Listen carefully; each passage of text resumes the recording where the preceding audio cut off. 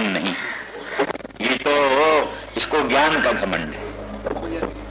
तो बोलो जैसे काग का और हंस का, काग का और हंस की मैत्री संगत नहीं है, ऐसे इसकी हमारी मैत्री संगत नहीं है। जो कुछ भी है ऐसे ही लिखा है उन्होंने। तो इसलिए ये तो इसको ज्ञान का बड़ा गुमान है। ये तो निराकार निर्विकार निर्गुण अनंत अखंड ब्रह्म की चर्चा करता है। परंतु ये क्या जाने ये जो ब्रज का जो मक्खन और रोटी खाने का स्वाद, इसको क्या मालूम? नंद बाबा और यशोदा के प्यार का इसको क्या परिज्ञान है? गोपांगनाओं के लोकोत्तर अनुराग को ये क्या समझ सकता है? ब्रज की अद्भुत महिमा को ये क्या समझ सकता है? शुष्क ज्ञान से केवल अखंड अनंत निर्विकार ब्रह्म, इसके रूप नहीं, रेखा नहीं, जाति नहीं, वर्ण नहीं, कुल नहीं, ये ऐसी कोई चीज लिए हुए घूमता है। ये ब्रज का लोकोत्तर प्रेम है, उसके मर्म से ये अपरिचित है। तो इसलिए अच्छा इसको ब्रज भेज दें, इसके ज्ञान का घमंड सब खत्म हो जाए, ब्रज भेज दें तो ये सुधे होकर आएगा। इसलिए वो ब्रज को भेजते, और ब्रज को भेजते हुए फिर कुछ ब्रज की महिमा भी कहते हैं। वो बीच बीच में उद्धव जी हंस पड़ते हैं। सूरदास के अनुसार बीच बीच में कृष्ण का प्रेम कथा सुन करके उद्धव जी हंस पड़ते हैं। तो भगवान को लगता देखो ये कितना कुटिल है, ये ठीक नहीं है, ये जो है सो ऐसी बातें वो कहते। तो फिर भी उस समय भी भगवान संदेश कहते, चिट्ठी लिखते हैं और नंदरानी को ये लिखते हैं कि मैया हमको यहाँ कोई मक्खन देने वाला, मक्खन रोटी देने वाला कोई नहीं। मक्खन रोटी याद आती मैया, मैया तुम जैसे कलयुग कराती थी वैसा यहाँ कोई कलयुग कराने वाला नहीं। भैया ये वसुदेव देवकी कहते हैं कि तुम हमारे पुत्र, लेकिन वास्तव में हम उस पर विश्वास नहीं करते, हम तो तुम्हारे ही पुत्र हम तो तुम्हारे ही पुत्र। ये लोग कहते हैं हमको बहुत बहुत बहकाते हैं कि तुम हमारे पुत्र हो। कंस के भय से तुम्हारा पोषण पालन करने के लिए हमने तुमको नंदगृह में भेज दिया था, लेकिन हमको उस पर विश्वास नहीं आता। मैया हम तो समझते हम तुम्हारे ही पुत्र हैं, तुम्हारी रहेंगे मैया, थोड़ा सा काम करके और एकदम हम तुम्हारे पास चले आएंगे। इस तरह से उद्धव से कहते, उद्धव हाँ एक बात है, गोपांगनाओं ने अपना सर्वस्व अर्पण हमको कर दिया, अपना मन बुद्धि चित्त अहंकार अंतरात्मा सब कुछ अर्पण कर दिया। तो उसके बदले में ब्याज के रूप में जैसे किसी ने अपना सब धन किसी धनवान मालिक के यहां अर्पित कर दिया, तो वो मालिक उस धन के ब्याज रूप में कुछ जीवन निर्वाह के लिए देता रहता है, ब्याज के रूप में, ब्याज माने सूद। तो ऐसे गोपांगनाओं ने अपना सर्वस्व अर्पण कर दिया, अंतरात्मा अंतःकरण प्राण धन सब कुछ। उसके ब्याज में हमने उनको सालों की मुक्ति देना चाहा, नहीं लिया। सामीप्य मुक्ति देना चाहा, नहीं लिया। सारूप्य मुक्ति देना चाहा, नहीं लिया। तीन मुक्ति मैंने देना चाहा, नहीं लिया। उद्धव भैया साजुज मुक्ति तो ज्ञान से होती, तुम बड़े ज्ञानी, तुम्हारा जैसा ज्ञानी कोई है नहीं, तुम जाकर उनको ज्ञानोपदेश कर दो। अगर वो साजुज मुक्ति ले लें तो हम तुम्हारी मथुरा में रहेंगे। अगर उन्होंने कहीं उसको भी अस्वीकृत कर दिया, ज्ञान द्वारा प्राप्त होने वाली साजुज मुक्ति को भी अगर उन्होंने अस्वीकृत कर दिया, तो उद्धव मैं सत्य कहता हूं, सब तुम्हारा मथुरा उथुरा छोड़ करके जा करके ब्रज में मैं तो गाय चराऊंगा और गोपांगनाओं के साथ रहूंगा। ये सब सूरदास जी ने केवल वहां गाय चराऊंगा, ब्रज में रहूंगा, ये तुम्हारा राजपाट सब तुम्हारे जिम्मे तुम करा। हाँ अगर वो तुम्हारा ज्ञान ले करके साजुज स्वीकार कर ले तो ठीक है, फिर यहां रहूंगा। इस तरह से बहुत प्रकार का संदेश।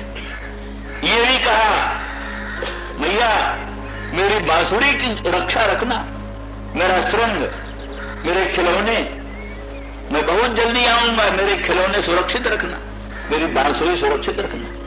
भैया कहीं देर सवेर राधा आकर मेरी बांसुरी न उठा ले जाए, तुम पूरी सुरक्षा रखना मेरी बांसुरी की। इस प्रकार से बड़े विश्रम्भ पैदा करने वाले, विश्वास पैदा करने वाले कि मेरा लाला बहुत जल्दी आएगा, शीघ्र आएगा, घबराने की बात। इस प्रकार का संदेश लिखित भी दिया, कहा भी, और बार बार उसमें लिखा है कि उद्धव को भगवान ने अपना भूषण पहनाया था, अपना अलंकार पहनाया, अपना वस्त्र पहनाया, पीतांबर, अपने ही रथ दिया, अपने घोड़े दिए, पूरा श्री कृष्ण अपना स्वरूप बनाकर, अपना वेश बनाकर, अपना ही सा बना करके उद्धव को ब्रज में भेजा। तो उद्धव जो है सो भागवत के अनुसार भगवान का भर्ता, भगवान भर्तुरादेश मादाय, भर्ता का आदेश, अपने स्वामी भगवान कृष्ण का आदेश। सूरदास जी भक्त हैं, जो कुछ कहें सब मान है, स्वरूपधारी है, लेकिन भागवत की दृष्टि से वास्तव में उद्धव ज्ञान गुमानी नहीं थे, ज्ञान का उनको कोई घमंड नहीं था। सच्चा ज्ञान होने पर घमंड होता ही नहीं, जब तक सच्चा ज्ञान नहीं होता तभी तक घमंड रहता है। ज्ञान मान जहां एको नहीं, ज्ञान वही होता है जहां मान नहीं। जो सारे विश्व को ब्रह्म जानता है वो कैसे मान करेगा, किससे मान करेगा। सकलमिदं अहंच वासुदेवः सकलमिदं तुरहंच, मैं सेवक सचराचर रूप रास भगवंत, सारा चराचर भगवान का रूप है जो मानता है, वो किससे अपने को श्रेष्ठ मानेगा, गुमान कैसे करेगा, घमंड कैसे करेगा, बन ही नहीं सकता। और उद्धव तो परम भक्त हैं, भगवान के प्रेष्ठ हैं, एकांती भक्त हैं। एकांती भक्त का ही अर्थ किया गया कि जो सब छोड़ करके, इतने पर भी अन्य आश्रय को परम त्याग करके, अन्य आश्रयता को पूर्ण परित्याग करके, सर्वतोभावेन गाढ़ प्रेम से भगवान को भजे, उसका नाम एकांती भक्त है। पारिभाषिक शब्द है एकांती, एकांती। अनन्य, अनन्य को एकांती कहते, अनन्य, अनन्य वही है, न अन्य यस्य भगवद व्यतिरिक्ता अन्यः न विद्यते यस्य सा अनन्यः। भगवान को छोड़ करके अन्य कोई जिसके है ही नहीं, एकमात्र भगवान को ही सर्वस्व मानता है, भगवत भिन्न कोई पदार्थ देखता ही नहीं, वो अनन्य। तो भगवान का अनन्य भक्त, एकांती भक्त, प्रेष्ठ भक्त, और इसलिए भगवान ने उद्धव को भेजा। और ज्ञान कहना भी भगवान को अनभीष्ट नहीं था, ज्ञान बताना गोपांगनाओं को या माता पिता को अत्यंत अभीष्ट था भगवान, क्योंकि उसी ज्ञान के सहारे इतने तीव्र विप्रयोग जन तीव्र ताप को सहन कर सकना संभव। ये कई लोगों का तो ये ज्ञान प्रेम कम करता, लेकिन जो उच्च कोटि के भगवत भक्त हैं, जो विप्रयोग जन तीव्र ताप में झुलसे जाते हैं, उनके लिए थोड़ा भगवान की व्यापकता का ज्ञान, सर्वांतरता का ज्ञान, सर्वेश्वरता का ज्ञान, वो उनके मन में ढांढस बनाता है, धैर्य बनाता है। तो वो प्रीति का, भक्ति का बाधक नहीं है, उसमें कोई बाधा नहीं पहुंचाता, किंतु उल्टा एक आश्वासन देता है, प्राण किसी तरह से सुरक्षित रहें, जिससे भगवान का ध्यान बढ़ाते चले। वो हमने कहा ही कई बार कि प्रेमी लोग भी, कई लोग ये मानते हैं, जो विप्रयोग जन तीव्र ताप में जल्दी प्राण त्याग कर देता है, वो तो समझो पलायन कर जाता है, प्रेम मार्ग से, युद्ध से पलायन कर गया, भाग गया। इसीलिए वो हम एक दृष्टांत कहा करते हैं, और हम क्या, वो हित हरिवंश महाप्रभु ने अपने ग्रंथों में लिखा है, हित हरिवंश ने, कि वो उसका चक्रवाकी चक्रवाक का प्रेम, चकवी चकवा का प्रेम। चकवी चकवा दोनों बड़े प्रेमी, चकवी चकवा दोनों बड़े प्रेमी हैं। तो उनको चकवी चकवा का मजाक बनाती हुई सारस पत्नी लक्ष्मणा बोलती। सारस पक्षी होते हैं धान के खेतों में, आजकल बहुत दिखाई देते हैं तालाबों में। सफेद ऊंचे, बड़े ऊंचे दो पक्षी साथ साथ रहते हैं, सारस। तेज उसमें मादा का नाम है लक्ष्मणा और उसका नाम सारस है। तो सारस पत्नी लक्ष्मणा ने चक्रवाकी से कहा, चक्रवाकी तुम्हारा हृदय बड़ा कठोर है। भादों की अमावस्या की अंधियारी रात, बिजली चमक रही, दामिनी दमक रही, घनघोर घटा उमड़ रही, घन गर्जन मंद्र मंद्र हो रहा, और तुम अपने प्रियतम से विप्रयुक्त होकर के जीवित कैसे रहती हो? तुम्हारा हृदय वज्र के तुल्य है, इसीलिए फट नहीं जाता। नहीं तो ऐसे अवसर पर अपने प्रियतम से विप्रयुक्त होकर जीवित रहना असंभव है। तुम जीवित रहती हो, इसीलिए सिद्ध होता है तुम्हारा हृदय बड़ा कठोर। तो चक्रवाकी ने कहा, हाँ सखी तुम ठीक कहती हो, हमारा हृदय जरूर बड़ा कठोर है, बड़ा कठोर हमारा हृदय है। किंतु सखी ऐसे प्रियतम के विप्रलंब जन तीव्र ताप के पश्चात जो प्रियतम के सम्मिलन का सुख होता है, तुम उससे परिचित नहीं, तुम उसको जानती नहीं। विप्रयोग जन तीव्र ताप के पश्चात जो प्रियतम सम्मिलन का सुख है, तुम उससे अपरिचित, जानती नहीं। क्योंकि तुम्हारा तो जहां वियोग हुआ तहां तुम में से मर जाता है। लक्ष्मणा मर गई तो थोड़ी देर में सारस मर जाता है, सारस मर जाता है तो थोड़ी देर में लक्ष्मणा मर जाती। तो तुम तो विप्रलंब जन तीव्र ताप सहन ही नहीं कर सकते, मर जाते हो। तो इसलिए ताप के अनंतर होने वाले सम्मिलन के सुख को तुम कहा जाए। तो इसलिए सखी, तो इसलिए हित हरिवंश कहते हैं, वो तो कायर है, पलायन करके भाग गया। जो ताप सहने का मौका है, वो ताप सहने की हिम्मत न करके प्राण त्याग करके भाग गया। लेकिन चक्रवाकी जो है उस ताप को सहने की हिम्मत दिखाती है और धैर्य से प्राणों को धारण करती है, और मरण से भी कोटि गुणित अधिक दारुण संताप का अनुभव करती हुई भी जीवित रहती है और विप्रलंब जन तीव्र ताप का अनुभव करती है। और राधा रानी याजकों का, बल्कि वल्लभ संप्रदाय में तो मुख्य रूप से तापानुभूति ही परम पुरुषार्थ, विप्रलंब की अनुभूति ही परम पुरुषार्थ है।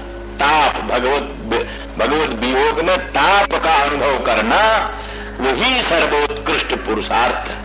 सर्वात्म भाव की प्राप्ति का वही मूल है। उनके अनुसार पूर्वराग और संप्रयोग श्रृंगार, ये दोनों उसी विप्रलंब की अनुभूति के साधन, विप्रलंब ताप के अनुभव का ये साधन है। क्योंकि जिसको छाया का सुख अनुभूत नहीं, उसको घाम का ताप भी कहां मालूम पड़ता है। जो छाया के सुख को जानता है वही तीव्र आतप के संताप को जानता है, और जो तीव्र आतप के संताप को जानता है वही छाया के सुख को भी जानता है। जो आतप का संताप न जाने वो छाया का सुख नहीं जानता, जो छाया का सुख नहीं जानता वो आतप के संताप को भी नहीं जानता। इस दृष्टि से ये रासलीला या वेणु गीत लीला, ये सब क्या नाम, जुगल गीत का, जुगल गीत तो क्या नाम, विप्रलंब श्रृंगार। तो लेकिन ये वेणु गीत और वेणु गीत पूर्व राग है, वेणु गीत पूर्व राग है, और रास पंचायत वही संभोग श्रृंगार है। तो इस सब का इतना ही मूल है कि विप्रलंब ताप के अनुभव की योग्यता हो जाए। विप्रलंब ताप के अनुभव की योग्यता के लिए ये सब भगवत सम्मिलन सुख है। और इसलिए अंत में इसी के द्वारा उनके अंतःकरण में, अंतरात्मा में, रोम रोम में भगवान विराजमान हो जाते हैं। फिर उसको भगवत भिन्न कोई वस्तु भाषित नहीं होती, इसलिए सर्वोत्तम पुरुषार्थ होता है। श्री राम जय राम, जय जय राम।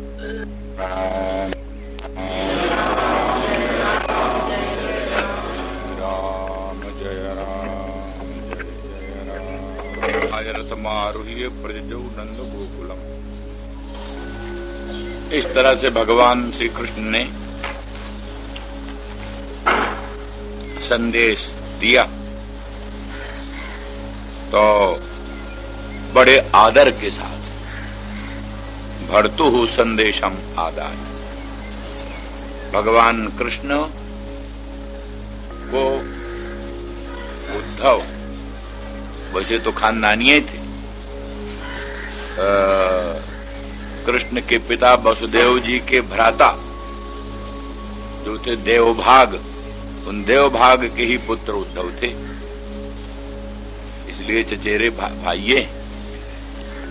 तो भी श्री कृष्ण के प्रति उनकी अनन्य भक्ति, श्री कृष्ण को ईश्वर मानकर, परमेश्वर मानकर उनमें वो भक्ति करते हैं, इसलिए उनको अपना भर्ता, स्वामी, मालिक मानते हैं। इसलिए भर्तुः संदेशम आदाय, भर्ता माने स्वामी श्री कृष्णचंद्र परमानंद कंद भगवान का संदेश बड़े आदर के साथ ग्रहण करके रथ मारुह्य प्रजो नंद गोकुलम, रथ पर आरूढ़ होकर के और नंद के गोकुल में गए। प्रजो नंद गोकुलम प्राप्तो नंद ब्रजम श्रीमान निमलोचति विभावसौ। यद्यपि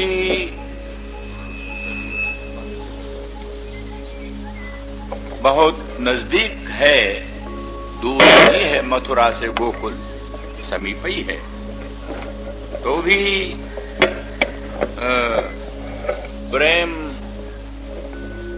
के कारण उद्धव जी की गति, भगवान श्री कृष्ण का संदेश सुनते सुनते, गोपांगनाओं का महिमा सुनते सुनते, वहीं उद्धव के मन में गोपांगनाओं के प्रति प्रेम, ब्रज के प्रति प्रेम और श्री कृष्ण की भक्तजनों के प्रति परम अनुराग उत्पन्न हुआ था।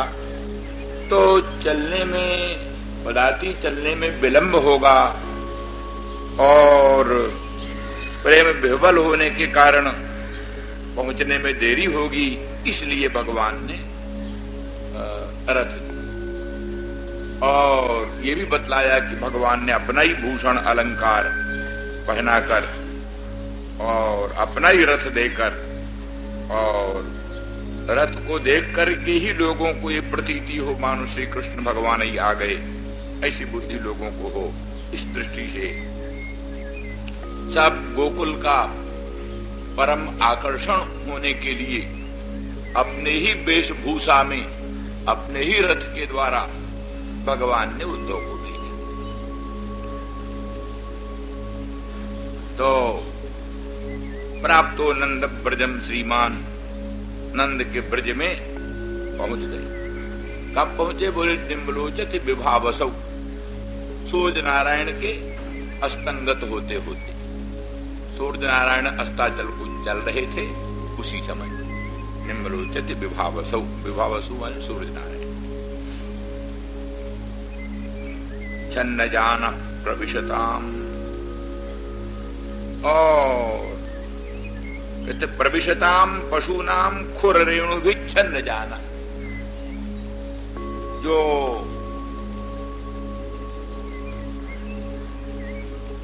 गाय आदि, गाय बछड़े आदि पशु हैं, वे सायंकाल के समय ब्रज में प्रवेश कर रहे, वन से आए, अरण्य से आए, चर करके सायंकाल गाय बछड़े वत्सक सभी वन में घास आदि चर करके और गोकुल में प्रवेश कर रहे। तो वो गोकुल में प्रवेश करने वाले गायों बछड़ों के जो खुरों से उत्पन्न रेणु, उस रेणु के द्वारा उनका रथ जो है वो आच्छन्न छिपा, माने किसी को सहसा ये ज्ञान नहीं हुआ कि कोई रथ आ रहा। एक तो सूरज अस्ताचल को चले गए थे, अंधेरा हो चला था, और दूसरे पशुओं के खुरों से उत्पन्न रेणुओं के द्वारा नभोमंडल व्याप्त हो रहा था, उसमें भी रथ आच्छन्न होने के कारण लोगों को सहसा विज्ञान नहीं हुआ। चंद्रजान प्रविशताम पशूनाम खुर्रेणुभिः।